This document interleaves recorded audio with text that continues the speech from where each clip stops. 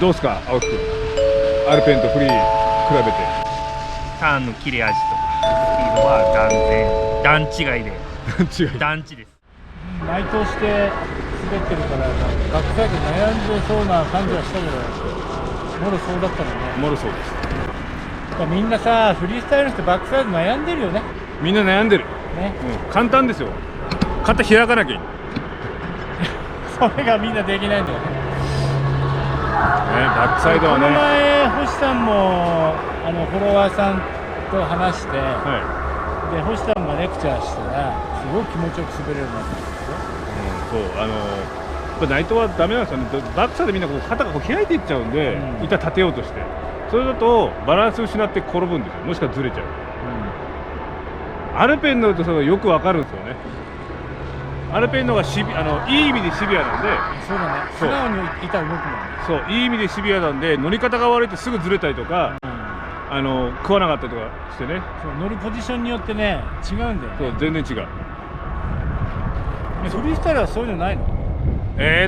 あくまで個人的な感じで、アルペンってピタッとここだってポイントがあるんですよね。フリースタイルはそれは結構曖昧な感じなの。そうなの？曖昧ですね。いや、曖昧で滑るの？いや、多分曖昧ってわけじゃないんだろうけど、アルペンと比べちゃうとビタッていくところが、こう幅が広いから、いい意味でね。で、悪い意味で言っちゃうと、アルペン乗りから言わせるとそれが悪いところで、どこに乗ればいいのみたいな。アルペンだとここでだっていうポジションがあって、ビタッて乗るとチャーって言って走ってるでしょ。フロントもバックもある。あれもうここしかない。そう、その時はめちゃくちゃ気持ちいい。そう、気持ちいい。そういうフリースタイルないの？広いイメージ、広いから薄いってイメージかな。あくまで個人的な話ね。なるほどね。まあなんかエッジのなんか完全に食ってんなっていうのはちょっと薄い気はする。アルペンに比べると。今日なんかはちょっとスタンスとアングルを変えたんだけど、やっぱり乗るポジションっていうのを探してて、ダメだったらノーズがブレちゃったり、ずれちゃ板がずれちゃったりっていうのあるんだけど、決まった時はがっちり絶対抜けないって感じなの。絶対抜けない。それどんなにスピード出してても怖くないぜっていう。絶対ね。そういうのはやっぱりアルペンのいいところね。そうね。あとはスピードが落ちないやね。どんどん加速する。そう、どんどん落ちない。ターンをしてっても落ちない。で、抜けない。抜けないね。それがアルペンの醍醐味かな、やっぱり。そうだね。どうすか青木君、アルペンとフリー比べて。まあフリースタイルよりかはまあターンの切れ味とかスピードは段違いで団地です。これ乗らないとわからないよね。乗らないとわかんないです。これだけは感覚なんで。じゃあ逆にアルペン乗った後にはフリースタイルとか乗ると遅く感じるんで、やっぱりそうなんだ。感じます。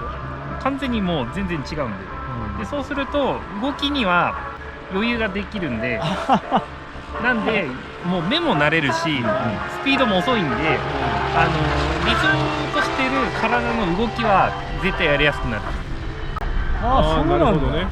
なんで逆に言うと、フリースタイル乗って体でもう少しゆっくりなところで覚えて、アルペンにフィードバックっていうのもあります。それ今思った。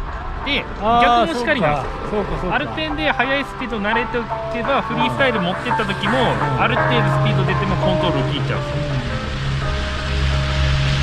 そうね。っていうのはあるんで、両方やってていいなっていう思うところはそういったところはあるんですよね。何もね、アルペンはもうアルペンイコールレース用ってわけじゃないからね。だってこの前俺もスキーヤーの人と一緒に滑ったりさ、やっぱりそれなりのスイングターンとか、カービングターンとか一緒にやっても面白いし、やっぱね、本当これだけは言う。本当に気持ちいいカービングはね、アルペン一択です。でも本当のカービングはフリースタイルではできるのかっていう。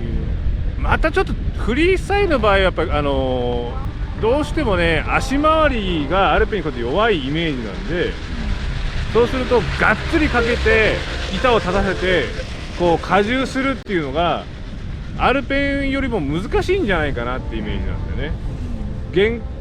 道具の限界が低いから人間がいくら頑張っても道具が負けちゃうイメージ。力が逃げちゃう。そうそうそう、力が逃げちゃう。じゃあなんでみんなフリースタイルのことでカーリングしようとしてるんでしょなんでみんなフリースタイルなの？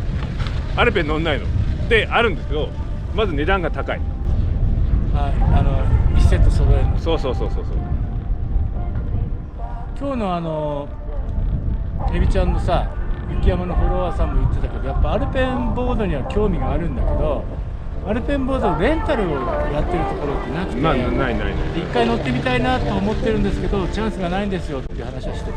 あとは個人的に思うのがアルペンでセッティングがすごい重要なんで、そのセッティングこれで乗った方がいいよってちゃんと指導できる人もいないですし、あとアルペンを教えてくれるそのスクールみたいなところもないんでね、あんまりね。うん、であとは何買っていいか分かんないですよね。で安くはないんで、買って失敗したら嫌だなってなるじゃないですか。一つ言えるのはブーツだけしっかりしてれば大丈夫。あ、そうね。そうまあブーツが一番高いんだけど、ブーツだけ新品でちゃんとその、成形してくれるお店ショップでブーツだけは買った方がいい。あとはどうだっていい。まあでも最初の取っかかりはさ、うちらがレンタルするしはいね、そう一回エクアシティで乗ってみたらいい。ね、火曜日来てもらえばねレンタルしますから、本当だね。はい、いくらでももう終わっちゃう。もう終わっちゃうけどまあ毎シーズンハンターいますからね。火曜日はいますからね。火曜日はいいいますからね。そう面白いな。そうなんかねやってみたいとか知りたいことがあったらね、ぜひぜひコメント欄にいっぱい書いておいてください。はい分かる範囲で返しますとチャンネル登録もよろしくお願いします。お願いします。それではまた。